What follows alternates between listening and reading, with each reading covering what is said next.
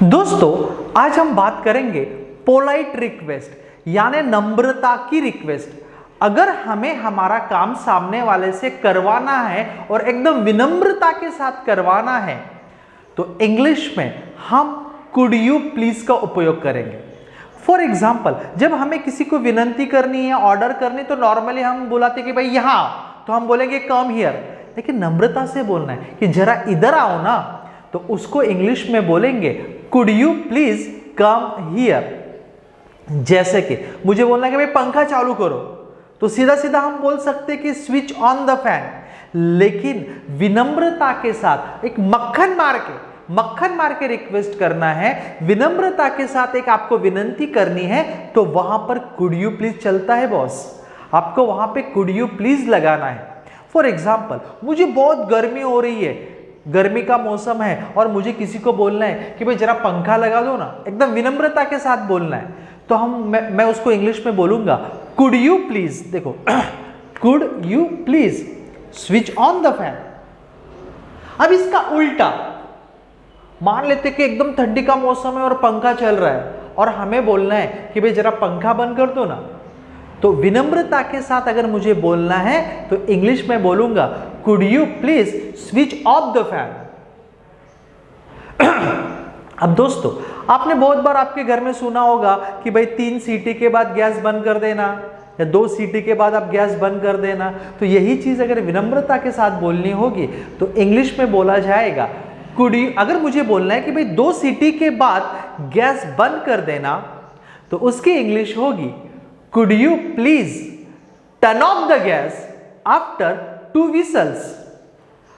अब देखो पंखा बंद करने के लिए हमने स्विच ऑफ का प्रयोग किया, लेकिन गैस बंद करना है तो वहां पे हम टर्न ऑफ का प्रयोग करेंगे, क्योंकि वहां पे टर्न करना पड़ता है। Turn on, turn off, switch on, switch off, दोनों अलग कंसेप्ट है।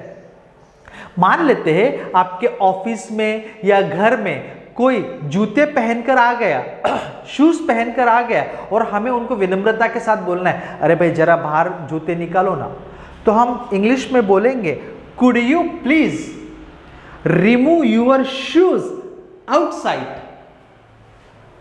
किसी से आप बैंक में गए और बैंक में अक्सर हम लोग पेन भूल जाते हैं, सब चीज हम साथ में रखते लेकिन पेन भूल जाते हैं अक्सर।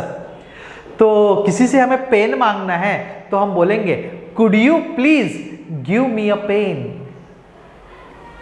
अब इसी तरीके से जैसे आप किसी के साथ फोन पे बात कर रहे हैं और उनका आवाज बहुत धीरे आ रहा है, तो हम उनको बोल सकते हैं could you please speak loudly, जोर से बोलो।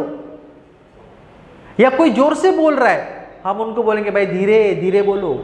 तो यही चीज इंग्लिश में होगी could you please speak slowly. आप टीवी देख रहे हो और म्यूजिक एकदम जोर जोर से आवाज आ रहा है, डिंग चिकडिंग चिकडिंग चिकडिंग, आपको ऐसा लगता है अरे अरे अरे आवाज कम कर, आवाज कम कर। तो यही चीज हम इंग्लिश में बोलेंगे could you please turn the volume down. या उसका उल्टा, आप कोई प्रोग्राम देख रहे हैं, कोई म्यूजिक सुन रहे, कोई गाना सुन रहे और उसकी आवाज आपको प्रॉपर नहीं आ रही है और आपको बोलना है कि भाई आवाज बढ़ाओ, आवाज बढ़ाओ, तो यही चीज हम इंग्लिश में बोलेंगे could you please turn the volume up. मतलब दोस्तों अगर हमें हमारा काम सामने वाले से करवाना है और एकदम पोलाइटली नम्रता से करवाना है, मक्खन मार के, प्रेम से, प्यार से, विनम्रता से करवाना है, तो हमें इंग्लिश में कुड यू प्लीज का प्रयोग करना है। होपफुली दोस्तों आपको एक कंसेप्ट समझ में आया होगा। अब एक सेंटेंस में आपको बोलना हो कि अगर आपको मुझे कुछ रिक्वेस्ट करना है कि सर टेंस के ऊपर कोई नया वीडियो बनाओ, इसको अगर आपको मुझे रिक्वेस्ट में बोलना है तो इसकी इंग्लिश क्या होगी, कमेंट करके फटाफट बताओ। Thank you.